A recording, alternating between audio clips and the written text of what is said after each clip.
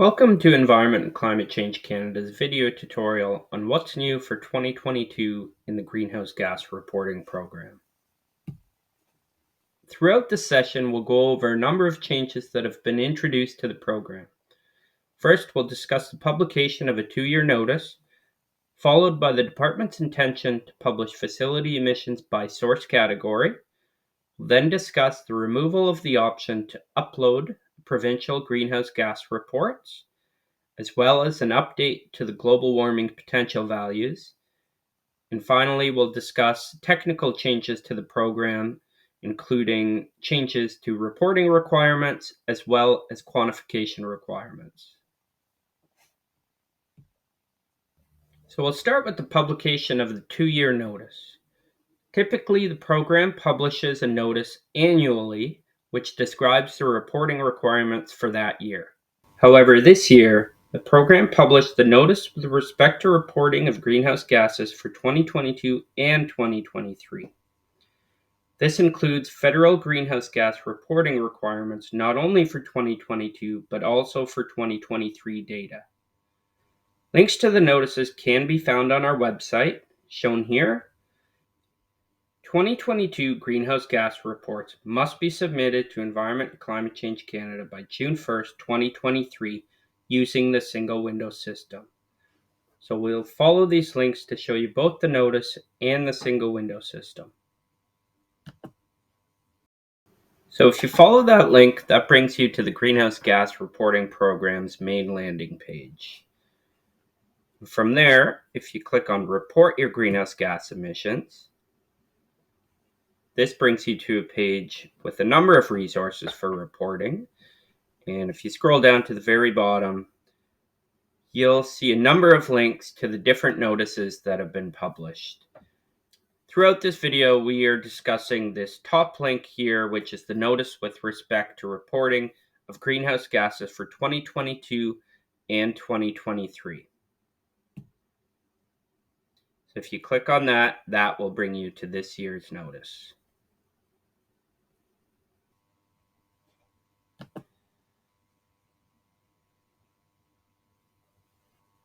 So if you follow the single window link, you'll be brought to this page here where you could choose your language, and then you'll be able to log in to the single window system to complete your reports. So the next change we'd like to discuss is the publication of emissions by source category. In the notice, ECCC has indicated its intention to publish facility emissions by gas and by source category.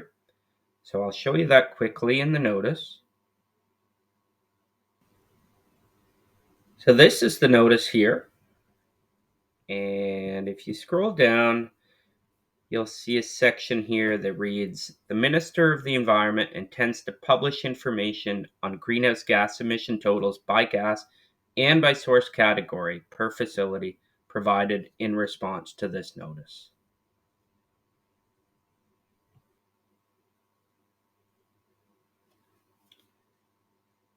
Source category emissions include emissions from stationary fuel combustion, industrial processes and product use, on-site transportation, flaring, venting, and leakage, as well as waste and wastewater emissions.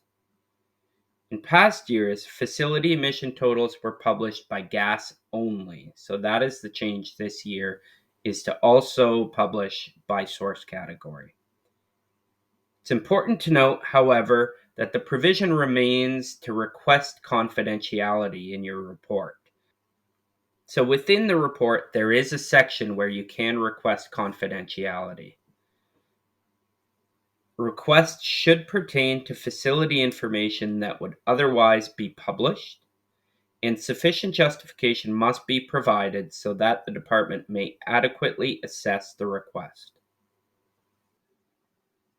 The third change we'd like to discuss is the removal of the option to upload provincial reports. So as of 2022, meaning the reporting of 2022 data, facilities will no longer have the option to upload their provincial greenhouse gas reports in lieu of completing federal expanded reporting. This option was available up until reporting of 2022 data for facilities subject to expanded reporting requirements in the provinces of British Columbia, Quebec, Nova Scotia, and Newfoundland and Labrador. To determine if your facility is subject to expanded reporting requirements, you can refer to Schedule 3 of the notice. The option to upload provincial greenhouse gas reports still does exist for those years prior to 2022 in the reporting system. I'll just show you here what I'm referring to in terms of the provincial reports. So here we are in the single window system, the ECCC Greenhouse Gas Reporting Program's reporting module. And here I'll just edit so we'll see here, this is for the 2021 reporting. And I'll choose the Nova Scotia test facility that I have here. And you can go through the beginnings of the report. Once you get to the facility activities, so if you are to choose one of these activities, it would mean that you're subject to the expanded reporting requirements. So I'll just choose one as an example. I'll choose base metal production, save and continue. And you can see here that it brings you to a page that gives you the option to upload a provincial report. So you can choose whether you want to upload the provincial report or if you do not want to upload it. And if you choose that you do want to upload it, then the next page is it won't take you to the expanded reporting requirements. But if we go back to a 2022 report, so these are the latest reports in the system. Again, I'll choose the Nova Scotia test facility that I have here. And again, if you choose, I'll choose base metal production as an example in the 2022 report. And if I save that, you'll see it goes straight to the expanded reporting screen. So this one for fuel combustion. So there is no longer a screen available where you can upload a provincial report. So that option is gone as of the 2022 reporting. Okay, the fourth change we'd like to discuss is simply an update to the global warming potential values that are to be used in the reporting to the Greenhouse Gas Reporting Program. As of 2022, global warming potential, so GWP values, have been updated to reflect the IPCC's fifth assessment report. These GWP values are used to convert gas values to CO2 equivalent. Previously, the GHGRP reporting required use of the AR4 GWP values. Now, there's a number of global warming potential values that have changed throughout.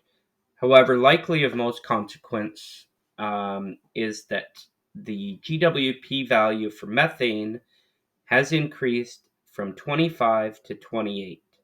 So I'll quickly show you this.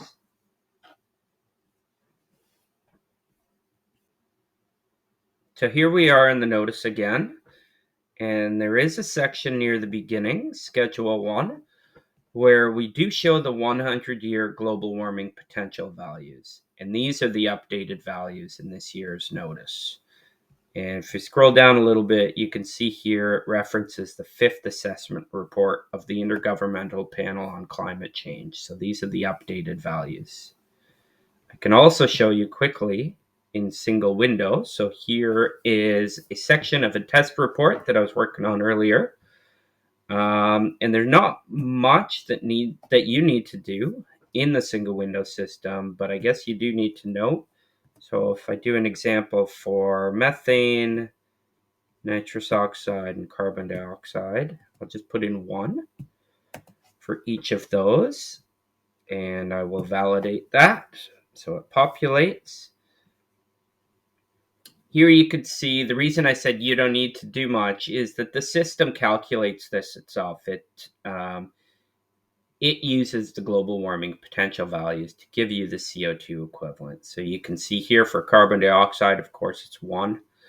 And for methane, if you multiply, it's multiplied by 28. And nitrous oxide is 265. So that's a change from the AR4 values as well. And finally, we'll discuss some of the technical updates to the program, specifically either reporting requirements that are described in the notice or quantification requirements, which are prescribed for those facilities subject to expanded reporting requirements. So the first change we're going to discuss is for calculating CO2 emissions from natural gas combustion. So there is a change to the quantification method for calculating those CO2 emissions, and that is specific to the methodology that uses the higher heating value. So now default parameters have been provided by jurisdiction. So depending on where the facility is, there are different values to use in that equation. And I'll go into the quantification requirements to show those soon. It's also important to note that although there is that higher heating value methodology, there's also a methodology available using the carbon content, and that remains the same as it has been in the past. So that methodology is still available for report. So here we have Canada's greenhouse gas quantification requirements, and here I can show you some of the changes for the calculation of CO2 emissions from natural gas combustion. So if we scroll down through the fuel combustion section of these requirements, you can see here equation 2.9 for natural gas. I've highlighted, so there's now a slope variable and an intercept variable, and those can be taken from table 2.3. So you see here that based on the region, those values change. So depending on where your facility is, you'll choose the appropriate values for that equation. And I mentioned the carbon content methodology, which has not changed, and that is here equation 2.8. So that equation remains the same. The next change is related to industrial wastewater emissions. The program has prescribed methodologies for quantifying these wastewater emissions for petroleum refineries and pulp and paper facilities. These methods are located in Section 11G of Canada's greenhouse gas quantification requirements. While these are the only facilities that are required to use these methods, other facilities are welcome to use these methods as well if it makes sense. So the changes are, first, the inclusion of a methodology for calculating CO2 emissions. Previously, there was no methodology prescribed for calculating those emissions. Although those emissions have always been required to be reported, there was no methodology prescribed. So now that exists in Canada's greenhouse gas quantification requirements. And second, while methods already existed to calculate methane emissions, we have made some changes to that methodology. So I'll show those to you now. So here we're back into the Canada's greenhouse gas quantification requirements document, and specifically in section 11G, which is intended to include methods for quantifying emissions from industrial wastewater. And you'll notice here equations 1117A and 1117B. These were not in here in the past, and these are included for a methodology to calculate industrial wastewater CO2 emissions.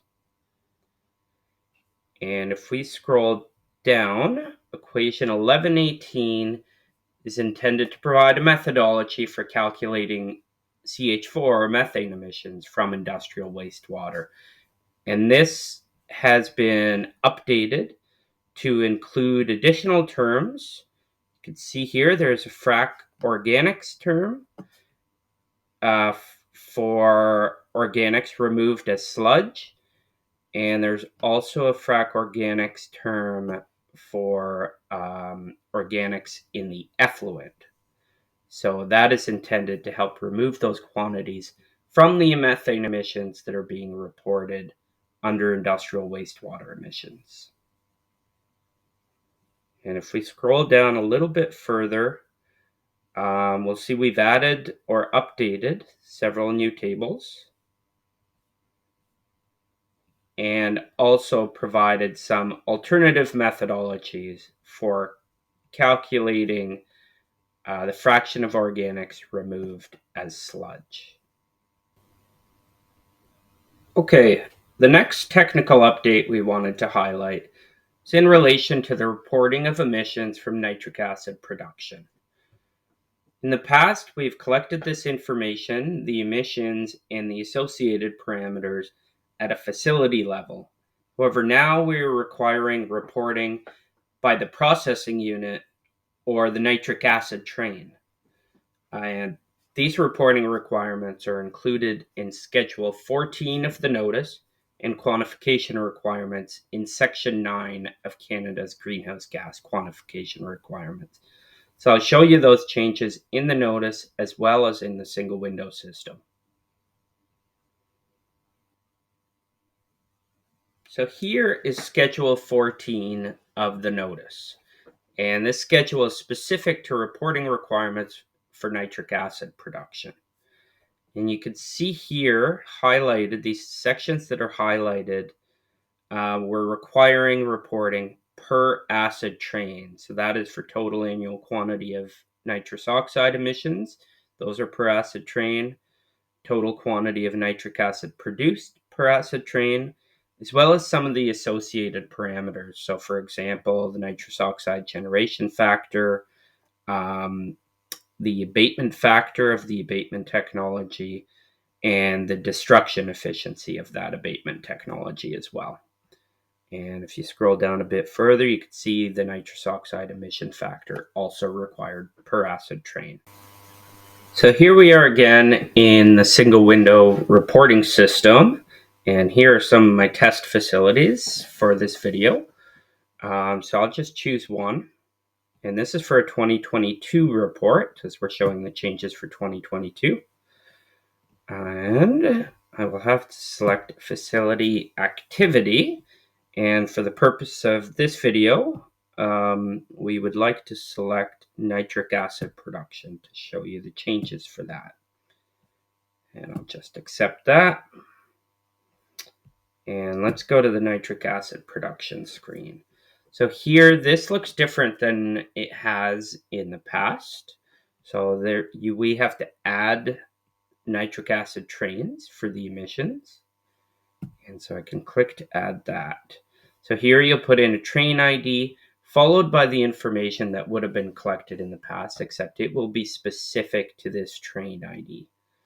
So here I'll just run through it quickly. I'll just put some examples and we'll choose a methodology and we'll put in our emissions. And we are using equation 9.2, so we do not need to fill out this part. And again,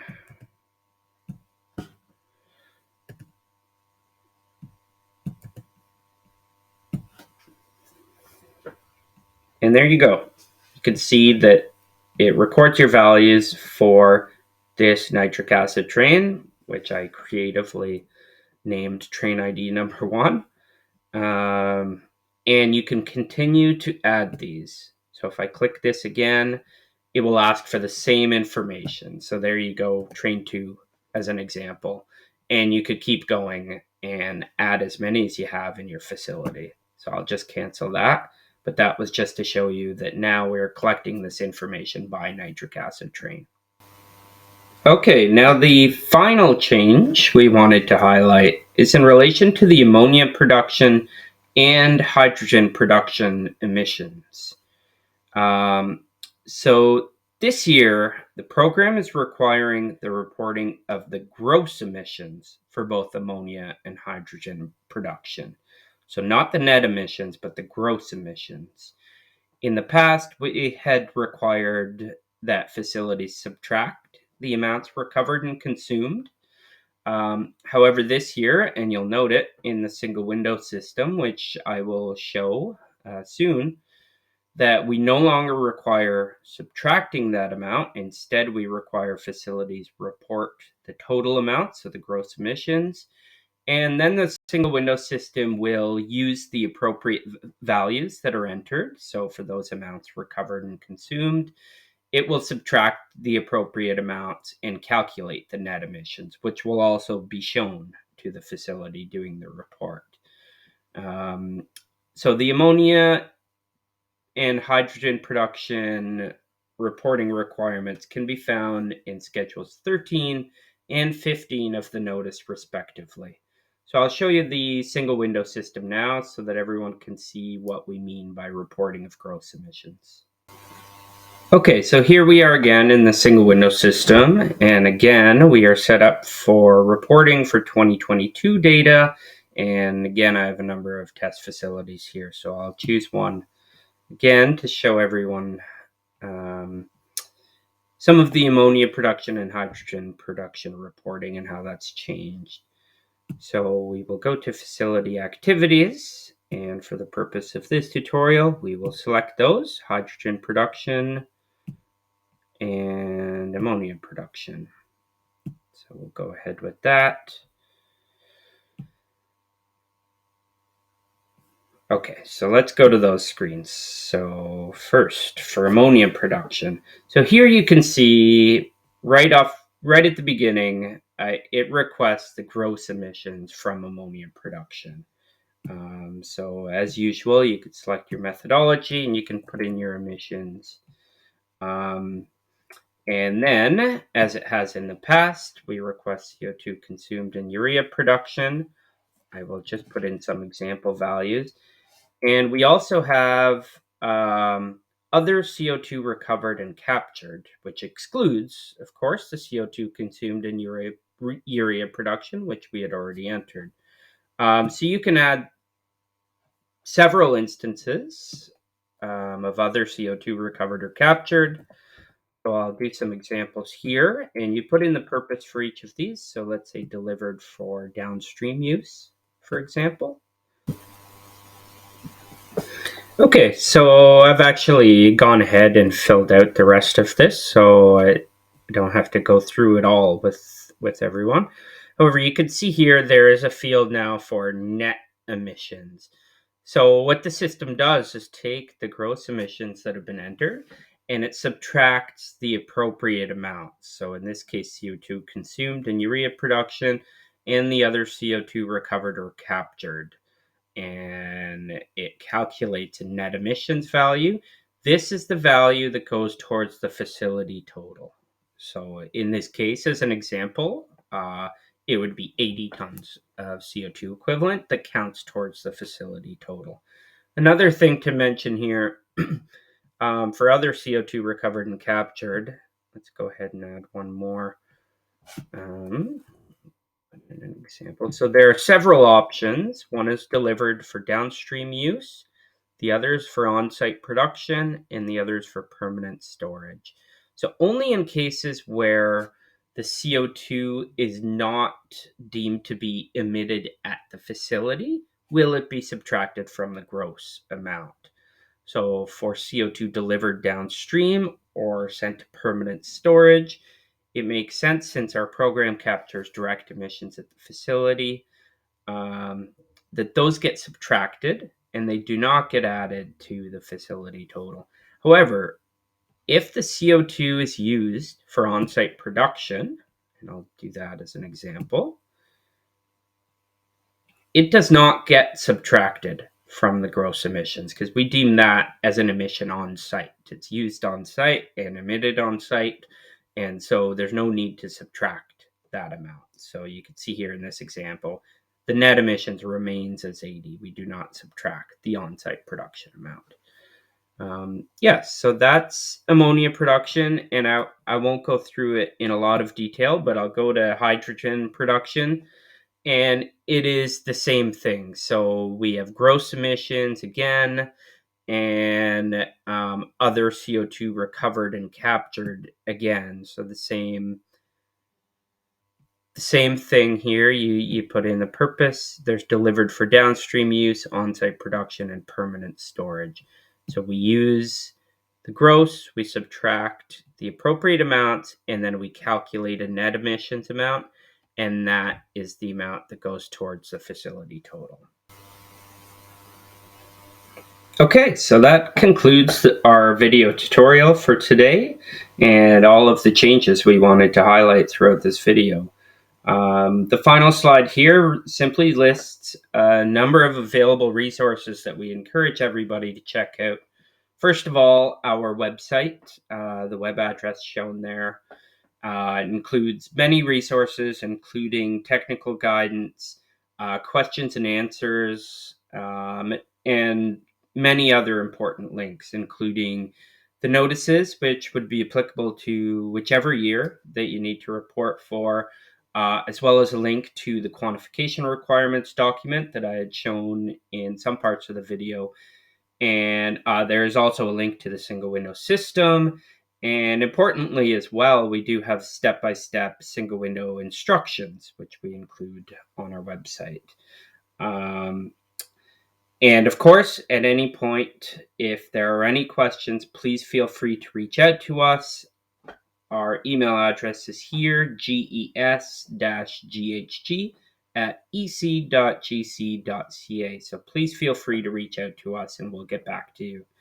And finally, of course, we have other videos available on YouTube, in our ECCC GHGRP channel, more specific perhaps to the specific activity that you would like to report on, or even some general videos as well. So please check those out. And we look forward to hearing from you. Thank you.